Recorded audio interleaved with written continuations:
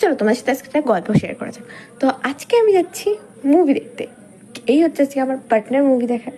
তো এটা হচ্ছে আমার মাসির ফ্রেন্ড দুটোই বলতে পারো। তো আমরা চলে গেছি হলে। এবার এই দাদাটা শুধু টিকিটটা নিয়ে আমাদের ঢুকতে দিলেই হয়। তো আমরা কি মুভি দেখতে আছি তোমরা গেস করতে থাকো। আই থিঙ্ক শুরু দেখে বুঝতে পেরে যাবা যে কি মুভি দেখতে গেছিলাম, আর অনেকে গেস করেও হয়তো ফেলেছো, বিকজ যার মুভি দেখতে গেছিলাম তার তো বিগ ফ্যান, আমি ফ্যান ও। তো এই দেখো হয়তো হয়তো বুঝে গেছে কারোর ফিল্ম কি নেই।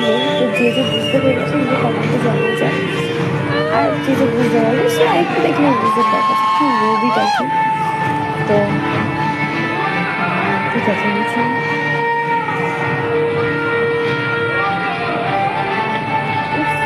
শুরুটা জাস্ট ওয়াও।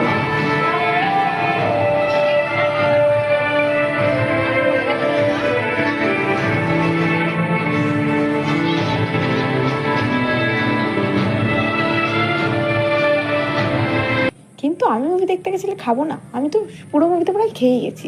তো ব্রেক দিয়েছে, আমি আবার খাবার কিনতে চলে গেছি। আর কি কি কিনলাম তোমরা দেখে নাও, আমি এই যে এই জিনিসটা কিনলাম।